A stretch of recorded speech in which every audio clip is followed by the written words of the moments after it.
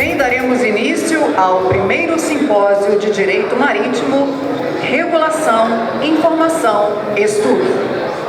Para a abertura, convidamos as seguintes autoridades para comporem o palco.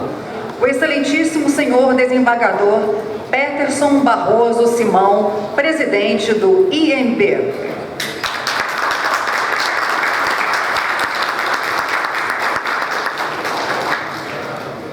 O excelentíssimo senhor almirante de esquadra Leonardo Puntel, ministro do STM.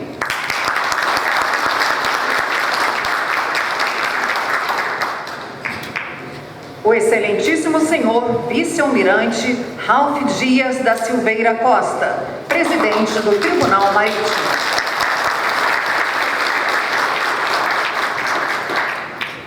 O excelentíssimo senhor desembargador César Marques Carvalho, presidente do Tribunal Regional do Trabalho, Primeira Região.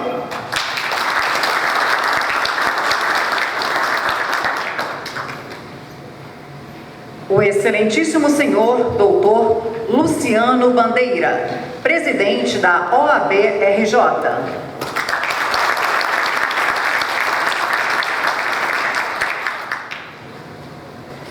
Bem, agradecemos as seguintes presenças.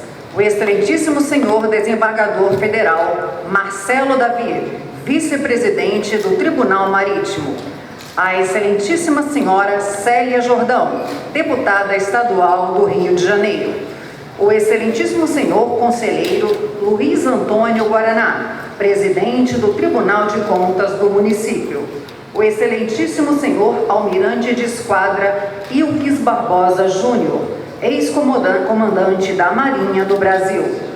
O excelentíssimo senhor almirante de esquadra Vladimilson Borges de Aguiar, comandante de operações navais. O excelentíssimo senhor doutor Alberto Parreira, secretário de Desenvolvimento Econômico de Niterói. O excelentíssimo senhor doutor Renato Eduardo Ventura Freitas, da Procuradoria-Geral do município de Petrópolis. E o excelentíssimo senhor desembargador Carlos Prudêncio, presidente regional do IMB Santa Catarina, representado pelo excelentíssimo senhor doutor Tiago Morassoni, secretário de Desenvolvimento Econômico de Itajaí. Registramos e agradecemos a presença dos desembargadores, juízes, membros do Ministério Público, da Defensoria, das Procuradorias do Estado e do município, demais autoridades, advogados e todos os participantes. Bem, o presidente do IMB, desembargador Peterson Barroso Simão, abre oficialmente o evento. Bom dia a todos. Em nome do Instituto dos Magistrados do Brasil, declaro aberto o primeiro simpósio de Direito Marítimo a ser realizado no Rio de Janeiro, no dia 20 de outubro de 2023. E aproveitando a oportunidade, chamaria a representante do Legislativo do Estado para se sentar aqui conosco. Muito obrigado.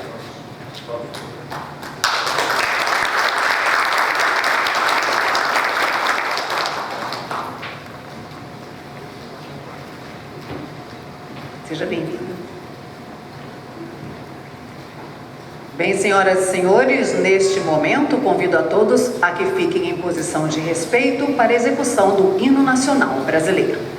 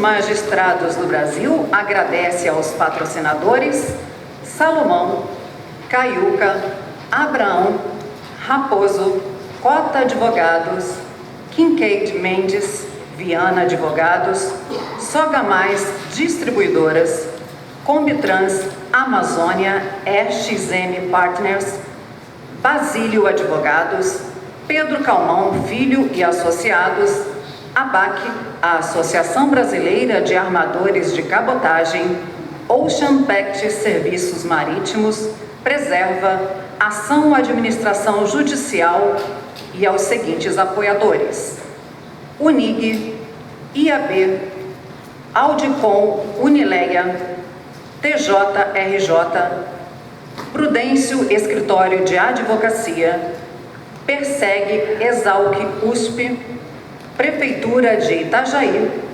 Porto de Itajaí, SC Portos, Praticagem RJ, Cinda Rio, Carbone Escritório Jurídico.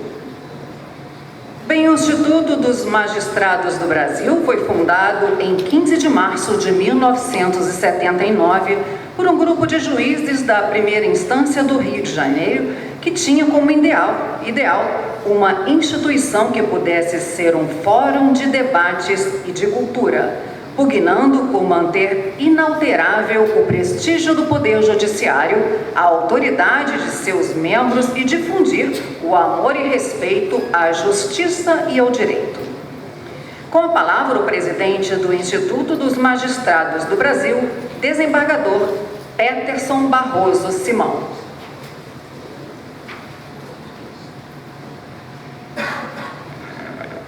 Gostaria, para ter sorte e tudo correr bem, chamar para ficar aqui comigo ao meu lado o desembargador Fábio Dutra, que ajudou muito neste evento, o desembargador Antônio Carlos Esteves Torres, e chamar também o advogado Dr. Godofredo.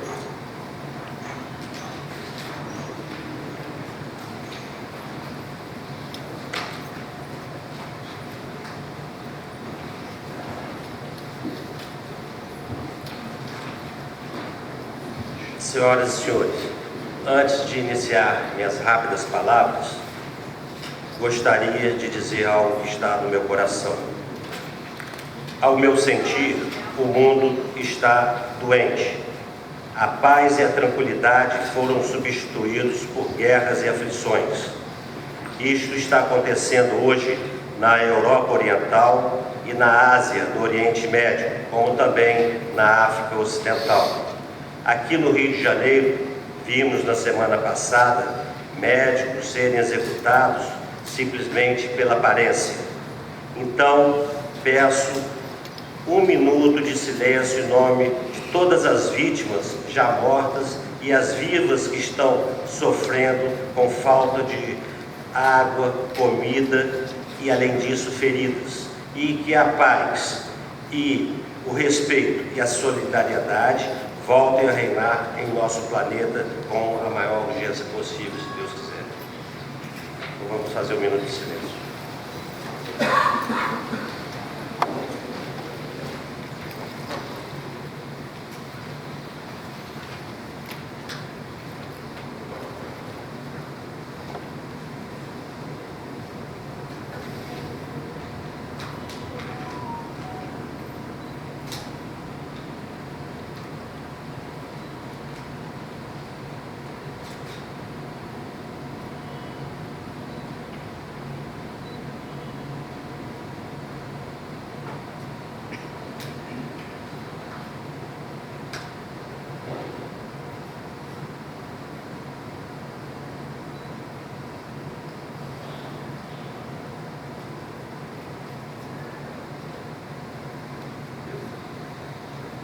Então podemos nos sentar e vamos então dar início.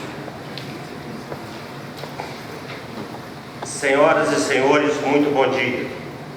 Estamos a dar início a este seminário de Direito Marítimo em continuação ao esforço que o Instituto dos Magistrados do Brasil despende na obrigação pedagógica de fomentar o conhecimento da matéria, especialmente pelos senhores magistrados, braço do Estado no exercício de tornar possível o desenvolvimento do país. Permitam-me fazer um paralelo análogo à composição do corpo humano em relação a este fator de composição líquida do planeta Terra, que é de 70%. E o uso das vias navegáveis são, desta forma, a alma e o sangue dos fatos negociais e do transporte, enfim, da vida. Como o ar que se respira e a água que hidrata as coisas mais básicas para a nossa sobrevivência, é bem de ver que esta matéria envolve a proporção aquosa do planeta, além de exortar ao estudo e fomentar o conhecimento. Para o Brasil, em particular, repita-se, a linha costeira, somada ao volume incalculável das águas internas, faz de nosso país um referencial geopolítico e negocial incomparável. O mundo só é o mundo por causa da água e só há trocas substanciais viáveis através de mares e rios. E assim, só pode haver um grande Brasil por força da navegação externa e interna que garanta a nossa segurança e a vida ribeirinha de milhões e milhões de brasileiros. Ainda que todos aqui conheçam esses fatores vastamente fundamentais, ao trazê-los à nossa ambiência, animamos nossos heróis do mar e das águas fluviais, civis e militares, a se aprimorarem e se acautelarem pelos resultados inevitáveis da ambição estrangeira, interessada nos gigantescos fatores energéticos que residem neste universo invejável. O petróleo do fundo do mar, a abundância eólica e a incidência solar em nosso território são as estradas que asseguram a inevitabilidade dos caminhos de nosso poder. Garantem a educação de nossas crianças e a saúde de nossos cidadãos. E este destino econômico chegará mais cedo do que se supõe. O Brasil, país do futuro, já é passado. Então, vamos avançar e o momento é este. Para esta parcela inicial, peço licença de repetir um pensamento do almirante de esquadra Ilques Barbosa Júnior, ex-comandante da Marinha Brasileira, que resume esta matéria apaixonante. E o nosso almirante se encontra aqui presente para a nossa honra do Instituto de Magistrados do Brasil, porque ele aceitou nosso convite e veio pessoalmente. Então, diz ele, abre aspas, tão importante quanto termos um submarino convencional de propulsão nuclear é possuirmos uma economia do mar pujante que contribua significativamente para o desenvolvimento nacional, o bem comum do povo brasileiro e o fortalecimento de suas instituições públicas e privadas. Fecha parênteses. Portanto, existe a certeza de que o transporte marítimo é importante para o comércio e indústria no mundo globalizado e que o país que melhor utilizar desta via terá um crescimento econômico muito maior e mais rápido. O contorno da costa brasileira, aproximadamente de 8.000 quilômetros, privilegia o nosso país a ingressar na lista das maiores navegações mundiais, somando-se à navegação pelos rios, como por exemplo no grandioso Rio Amazonas, considerando-se ainda a chamada Amazônia Azul. Neste contexto, temos que aperfeiçoar todas as diretrizes do direito marítimo para que o Brasil cresça cada vez mais em benefício de sua população. E como diz o nosso desembargador Antônio Carlos Esteves Torres, abre aspas,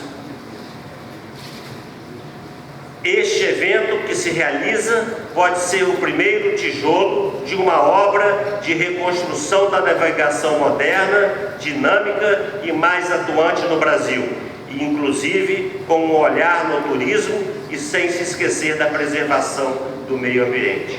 Fecha aspas. Apenas para exemplificar o que ocorre no dia a dia, e todos nós já sabemos, mas para se beber um cafezinho no Japão, saborear um chocolate na Suíça, transportar minério de ferro, carne de frango e soja para a China, como também ter em nosso país a importação de aparelhos para medicina de ponta que salvam vidas, ou produtos que ajudam na plantação e colheita de alimentos, precisamos de uma navegação internacional bastante segura e eficiente. E isto nos mostra o quanto é relevante o tema hoje abordado para o aprimoramento da nossa legislação. E a mesma sorte, queremos a navegação interna, tão importante quanto, bastando exemplificar o que Manaus distribui em nosso solo brasileiro. Que esta evolução, cada vez mais séria, traga só benefícios sem afrontar a sustentabilidade, havendo pleno equilíbrio entre o desenvolvimento e a conservação ambiental. Por fim, registre-se que nossa função básica, a composição dos conflitos, como se percebe, não pode abrir mão da autoridade marítima e dos exercícios do espaço do Tribunal Marítimo, cuja competência é o principal auxílio aos magistrados, que devem estar conscientes dos contratos específicos do direito, seus fatos e consequências, até as respectivas soluções judiciais. Resumimos, assim, nosso intento de expor fragmentos importantes em Mar de Almirante. E desta forma, como figura no cartaz de conhecimento de todos, vamos prosseguir e colocando à mesa os nossos palestrantes e expositores. Muito obrigado.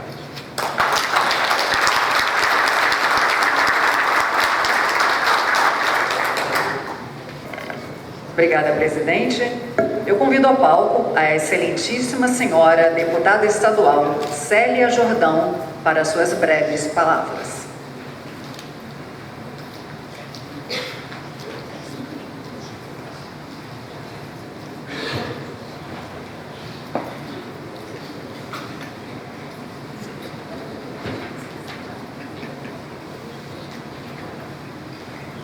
Bom dia a todos e a todas. Inicialmente quebrar aqui o protocolo para dizer que hoje Almirante Wilkes me conhece muito bem. Costumo sempre iniciar minhas palavras de uma maneira bastante informal. Hoje, desembargador Peterson trouxe minhas falas escritas, porque eu tenho o desafio do tempo. E o tempo, para mim, é uma coisa que me causa sempre muita ansiedade. Primeiro, porque sou mulher, gosto de falar.